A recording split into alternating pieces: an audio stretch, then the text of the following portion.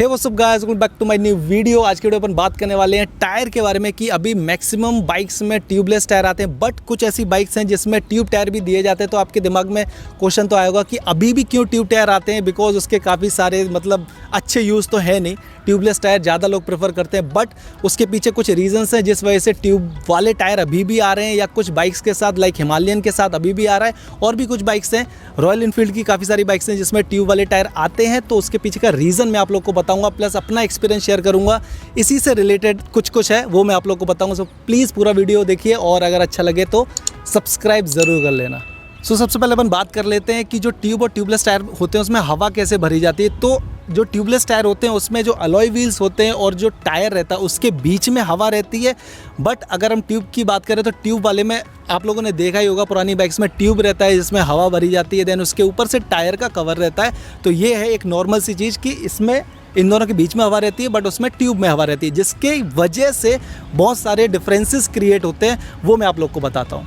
पहले डिफरेंस की बात करें तो वो आ जाता है वेट के बारे में। जो दोनों टायर का वेट होता है, ट्यूब टायर वाले का अगर वेट देखें तो वो थोड़ा ज़्यादा होता है, और ट्यूबलेस टायर का जो वेट होता है वो कम होता है, जिसकी वजह से जब गाड़ी रोड पे चलती है तो जो ट्यूबलेस टायर होते हैं वो थोड़े से तेज़ भागते हैं एज़ कम्पेयर टू ट्यूब वाले टायर। क्योंकि ट्यूब वाले टायर में ना दो रेजिस्टेंस आ जाते हैं, एक ट्यूब और टायर के बीच में होता है और एक टायर और रोड के बीच में होता है। इसीलिए लोगों से आप लोगों ने सुना होगा कि हवा रखो बाइक में, पूरा कम मत हवा रखो। तो वो इसलिए बोला जाता है क्योंकि उनके बीच में रेजिस्टेंस थोड़ा ज़्यादा बढ़ जाता है, जो कि आपके टायर को भी हार्म कर सकता है। इसी वजह से जो ट्यूबलेस टायर की लाइफ होती है वो ज़्यादा होती है, और ट्यूब वाले टायर की लाइफ थोड़ी सी कम हो जाती है।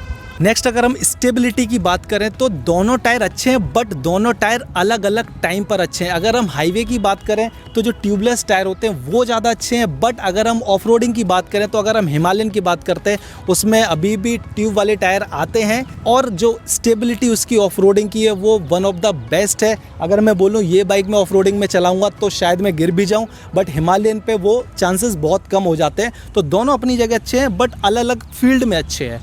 नेक्स्ट बात कर लेते हैं पंक्चर के बारे में, क्योंकि जो मेन है सब कुछ है वो यही है कि हमारा बाइक कितना सेफ़ है जब भी हम ट्रैवल के लिए जा रहे हैं। तो अगर हम ट्यूबलेस टायर की बात करें तो सबसे पहला एडवांटेज वहीं आ जाता है कि अगर पंक्चर होता है, छोटा मोटा पंक्चर की बात कर रहा हूँ, तो धीरे धीरे हवा निकलती है, जिसकी वजह से हम आसपास कहीं पहुँच सकते हैं और पंक्चर सही करवा सकते हैं। अगर हम ट्यूब वाले टायर की बात करें तो उसमें ऐसा नहीं है। अगर आप ट्यूब वाली बाइक लेके जाएंगे तो फटाक से हवा निकलेगी और आप कुछ नहीं कर सकते। या तो आपके पास किट होना चाहिए, आपको संभालना आना चाहिए, या आसपास कोई होना चाहिए, अदरवाइज पैदल चलने को रेडी हो जाओ। तो ये तो हो गया बड़ी चीज़ जिसमें ट्यूबलेस टायर अच्छा है। बट काफ़ी केस ऐसे होते हैं जब आपका जो ट्यूबलेस टायर है अगर वो साइड से कहीं फट गया तो वो रिपेयर नहीं हो सकता है। तो उसका जो कॉस्ट है वो आपको पूरा टायर नया चेंज कराना पड़ेगा, तभी आप उसको चला सकते हैं। बट ऐसा ट्यूब वाले टायर में इसलिए नहीं है क्योंकि उसमें कैसा भी हो रिपेयर हो सकता है। एक और जो बड़ा डिफरेंस है कि हर बंदा जो भी रोड पे बैठा होता है वो ट्यूबलेस टायर को अच्छे से रिपेयर नहीं कर पाता है।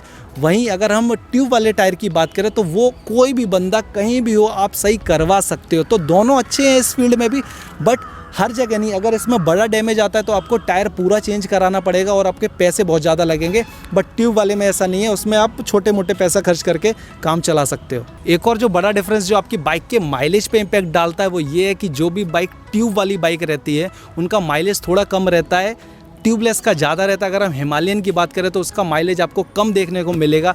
वैसे वो 400 सीसी की बाइक है, बट मैंने आप लोगों को डिफरेंस पहले बताया कि जो हैवी टायर होते हैं उससे फ़र्क पड़ता है, प्लस जो रेजिस्टेंस रहता है उससे भी फ़र्क पड़ता है। तो वो कहीं ना कहीं आपके माइलेज पे भी छोटा सा इम्पैक्ट डालता ही डालता है, अदर देन इंजन की। तो बस यही है जो डिफरेंसेस मुझे लगे जो आपको बताना चाहिए।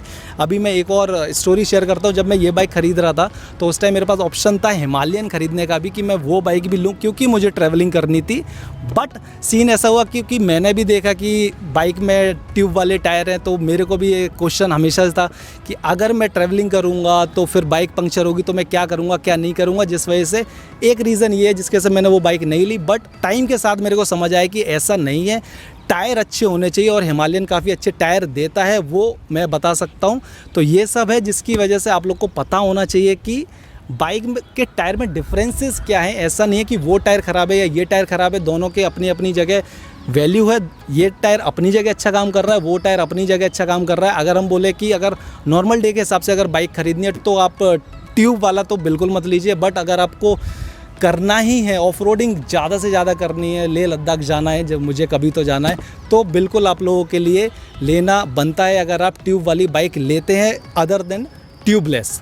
तो ये सब था। आई थिंक आप लोगों को समझ आया होगा कि कौन सी बाइक, कौन सा टायर ज़्यादा अच्छा है, ज़्यादा अच्छा नहीं है। इस वीडियो को इतना ही रखते हैं। अगर कुछ हो तो आप लोग पूछ सकते हैं, आपके डाउट क्लियर मैं कर दूंगा कमेंट सेक्शन में।